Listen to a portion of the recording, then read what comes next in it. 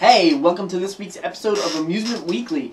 This week we're going to be talking about Coastin' for Kids, Disney's California Adventure and the new Cars Land, and everyone put your hands up on the ride because, oh wait, I can't.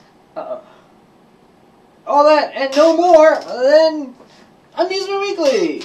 Yeah, oh, and by the way, if you guys see those glasses I threw last week,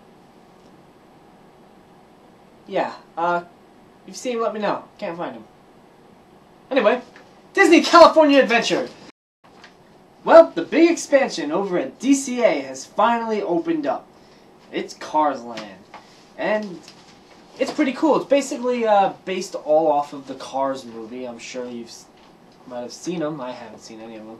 But they have like, I think it's like Steve McQueen and Lightning McQueen. That redneck. Larry the Cable Guy. That's it. And I guess it's more of a push to get more boys into the park because everything's always Disney, like, you know, princess related. So it's interesting. We'll see how it does. But they opened up some new rides with it.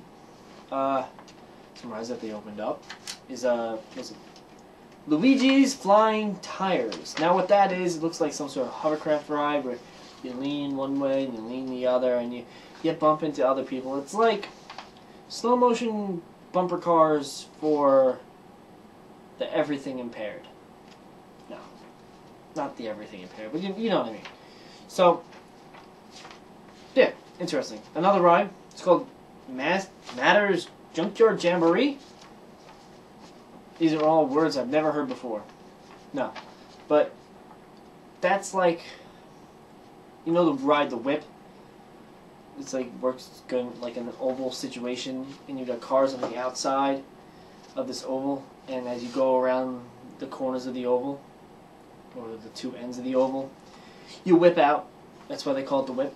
Well, it's sort of like that, but instead of going in an oval, you go in a figure eight, so it's like, oh, left side swing, oh, right side swing. Yeah, so that's another ride that they've created. And now the biggest ride is the Radiator Springs Racers. Now, this ride has been designed. I guess the original design is what we call Test Track over in Epcot.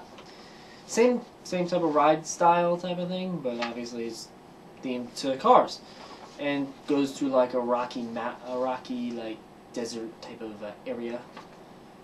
And you're doing a race against another car. It seems alright, pretty cool. Looks really well done. And of course, everything's themed to cars, so as you're going through the little pre-show before the race, and you're getting all amped up, you got a bunch of cars talking to you. And there's videos of it. Actually, you know what? There's videos of all three, so I'm going to leave those all in the links in the descriptions, okay? So afterwards, go watch them. They're enjoyable. Luigi's and the Matters Junkyard are, alright, flat rides, whatever.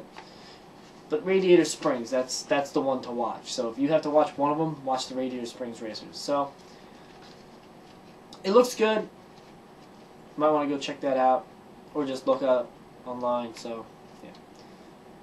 Moving on, we're gonna go to Coastin' for Kids, the whole charity event. Now this event was held at all the Cedar Fair parks on June 10th, 2012. Now this event, what it's for is that there's this camp down in Florida that's for like ill children. And not like cool children, like sick children. Now what happens is this event goes around and they raise money, and then these kids get basically $1,000 for their week at camp. And they get like a free trip. I don't know, I mean, you know, they're probably suffering. They got like some sort of like terrible disease, probably like cancer. It's not good. But people go and they ride some coasters and raise some money, and yeah, that's what happened. So I got some facts. They were worth about 350 people participating in this event, and they raised about $114,000, which is a lot of money. Now I know some of the people raised more than others. Like the person who person who earned or raised the most got about $3,000, and they got like free tickets to like the Cedar Point, and it was like a family fun pass or something. And they got a VIP tour. So it's like, you know, there's incentive for you to like you do really good, you know, make a lot of money, and then you win, you get some money. But anyway, so what also happened? What was it? So what happens is, what you do for the day at the park is, after you raise the money, you go to the park and they basically give you like exclusive ride time, I guess you can say. I think it's during the park hours, and you get to ride. And for example, at Cedar Point, they opened up Magnum XL, and you could chain ride it for 2 hours. And they opened up Gemini, and you could ride that for 3 hours. So it's a pretty cool thing. This year, when they made the $114,000, that's actually more than the past 3 years combined. So that's showing good improvement. I mean, in these terrible economic times where people are, you know, struggling for a job, and they can still, you know, donate money like that. That's very impressive. So, yeah, pretty cool. Moving on is to Texas. We're gonna go Six Flags over Texas, and their ride policies. Yes. Actually, I'm just gonna keep talking about it. What happened? It was like 2 days ago or something like that. What happened within this past week is this guy wanted to ride. I never really mentioned what ride it was, but I have a feeling it was the new Texas Giant. That's it. The new Texas Giant. Well, what happened is the guy, he didn't have any hands, and now there's new policies. I'm not sure how new it is. But I know after last year's little disaster up at Darien Lake, which was an old Six Flags park, where a veteran of a foreign war got thrown from a train off of Ride of Steel. He was thrown from the Ride of Steel because he had no legs. Now, it goes to show that all these new rules are in effect. Guy with no hands, he's like, I've ridden roller coasters plenty of times, but Six Flags was like, no, we can't have that.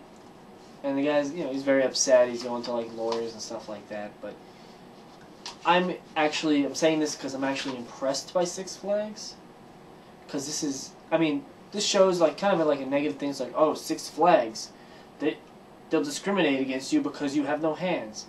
But at the same time, you're sticking to your rules, especially the ride operators. The ride operators, they're probably like teenage kids. They're like, you know, probably texting half the time while they're running the rides. I hope not.